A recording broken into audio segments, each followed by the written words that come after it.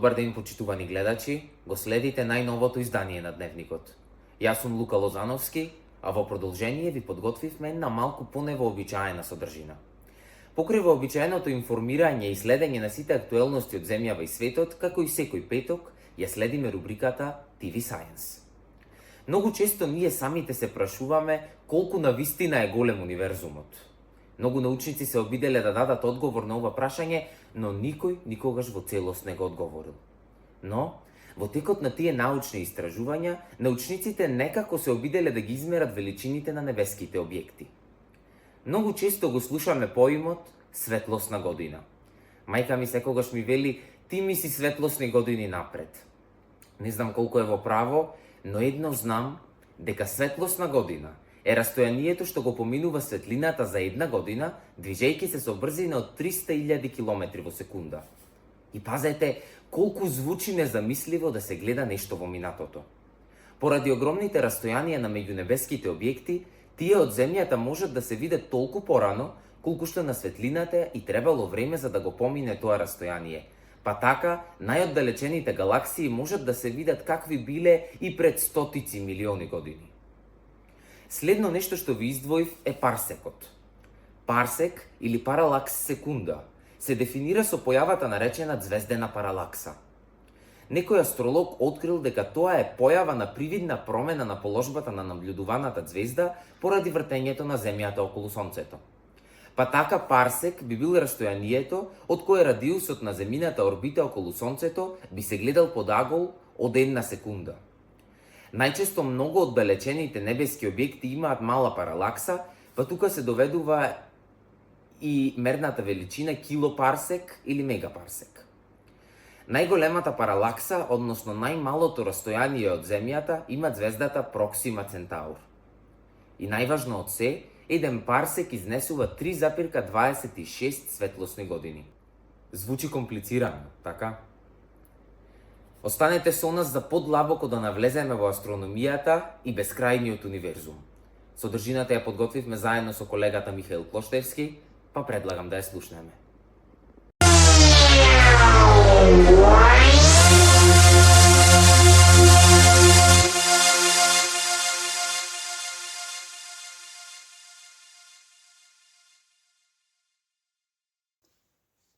Универзумот е символ на бескрајноста, неограничен, бесконечен простор во кој живееме, го истражуваме секој ден се повеќе и повеќе.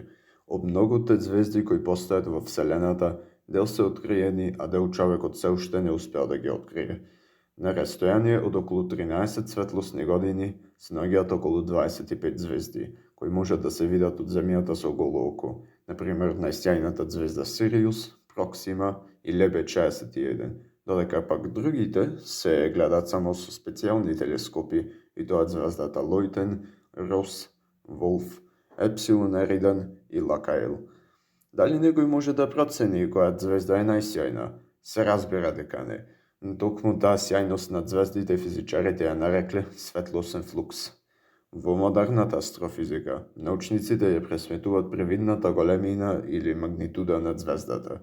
Што всушност тоа значи? Привидната големина представува определување на сјајот на звездата гледана од Земјата.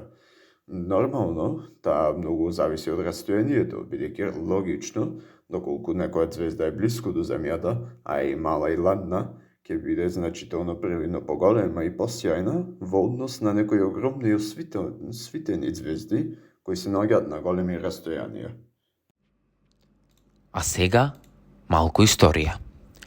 Уште од најстари времиња старите грци се занимавале со астрологија и астрофизика, покрај што го развивале хороскопот и ги толкувале знаците на зодијакот, извршиле многу значајни мерења за денешната наука. Старогрчкиот астроном Хипарх, уште во вториот век пред нашата ера, според привидниот сјај, ги поделил звездите на 6 класи. Најсјајните се во првата класа, а во последната оние звезди кои одвај се гледаат со голо око. Но во оваа поделба засметал еден нов откриен факт. Имено било откриено дека некои небески тела имаат поголема сјајност од звездите од прва класа, па се вовела нова, нулта класа.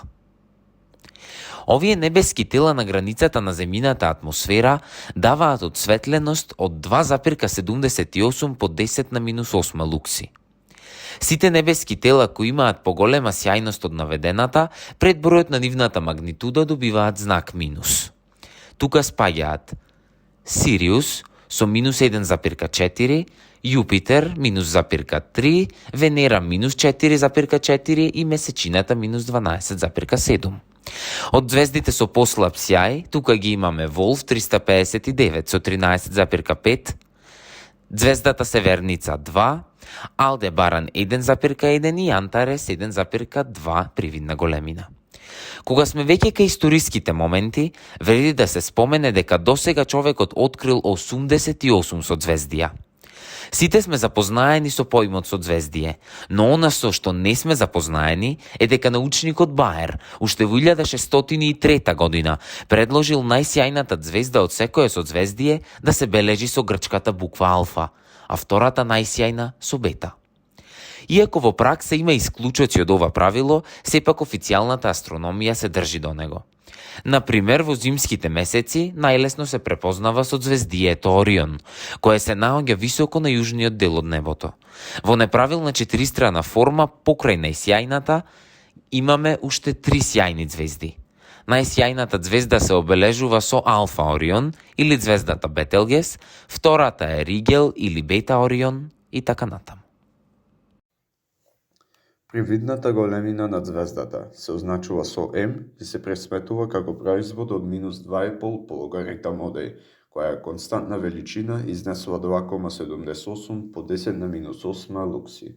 Знакот минус покажува дека колку поголем сјај и осветленост дава звездата, толку нејзината привидна големина е помала. Англискиот астроном Поксон во 1856 ја развил формулата за разлика меѓу две магнитуди, каде разликата е еднаква на минус 2,5 по логаритам од E1 минус E2. За поголема веродостојност во мерењата се појавува нова физичка величина под името апсолутна магнитуда. Односно се зема дека некоја звезда се оддалечува за 10 парсека или 32,6 светлосни години, па така таа иста звезда станува многу посјајна од Сонцето, кое доколку би се оддалечило за истото растојание, би станало од звезда која едва се гледа со голо око. Врската меѓу апсолутната и привидната големина се изразува со следната формула. Апсолутната големина е еднаква на привидната минус 5, па минус 5 пати по логаритам од растојанието изразено во парсеци. Уште еден интересен дел од астрономијата е определувањето на пречникот на звездите. На 30 најблиски звезди до Земјата е применет метод на мерење на аголниот радиус и растојанието, односно звездената паралакса. Методот се покажал доста ефикасен, бидејќи за тие 30 звезди дал добри вредности. Исто така, за поефикасно и полесно пресметување на звездениот радиус, астрофизичарите изнашле врска меѓу радиусот, температурата и светлинскиот флукс, кој во овој случај го нарекле луминозитет. Од формулата за луминозитет можеме да го извлечеме радиусот и да го пресметаме секако, доколку ја знаеме температурата на фотосферата на самата звезда.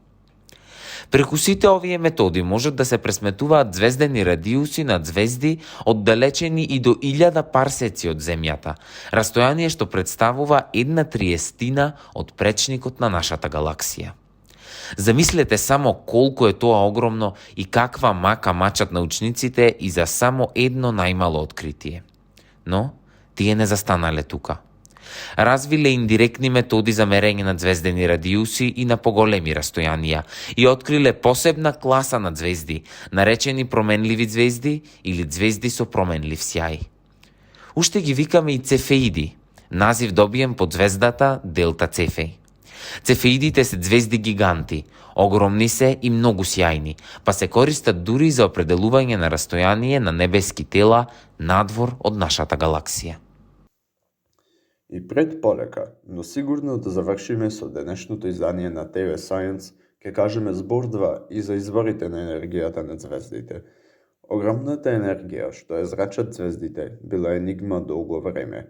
Најпрво се претпоставувало дека тоа е гравитационата енергија што се ослободува при постепената контракција на ѕвездената материја. Хелмхолц во 1861 ја негирал оваа хипотеза испитувајќи ја староста на Сонцето. Биле потребни повеќе децени за во 1920 кога Едингтон прв докажал дека енергијата која ја емитуваат ѕвездите се создава преку термонуклеарни реакции, односно со синтеза на водород во хелиум.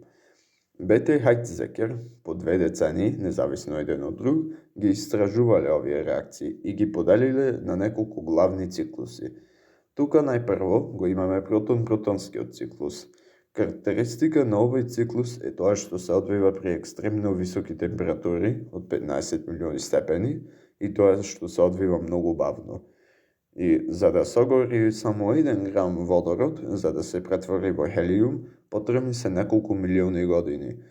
Реакцијата започнува со 2 протона при тоа што се добива deuteron, позитрон, неутрино и се ослободува енергија. Следен е јаглеродо-азотниот циклус. Овој циклус се одвива во масивни ѕвезди, поголеми од Сонцето, например Сириус, и при температури од 12 милиони степени. Во него учествуваат јадра на јаглерод, азот и кислород, и затоа уште се нарекува CNO или Бетелов циклус. И за крај ја имаме директната трансформација на хелиумот. Ваквите реакции се карактеристични за ѕвезди со температури над 100 милиони степени и не создаваат големо количество енергија.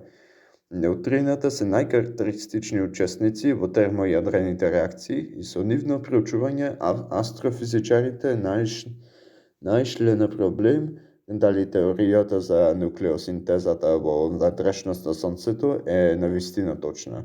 Останува да истражуваме и да дознаеме.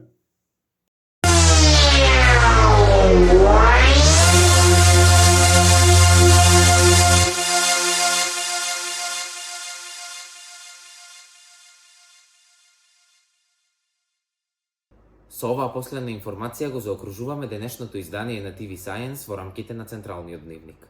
Се надеваме дека научивте нешто повеќе и дека барем малку ве заинтересиравме за најинтересната гранка на физиката, а тоа е секако астрономијата, и дека од сега па натаму малку поинаку ќе ги наблюдувате ѕвездите. Ви благодарам на вниманието, следете ни идниот петок со некоја нова научна содржина, а ние се гледаме веќе утре со најновите вести и најактуелните настани. Останете во добро здравје, пријатна вечер и убав викенд. Чао, чао.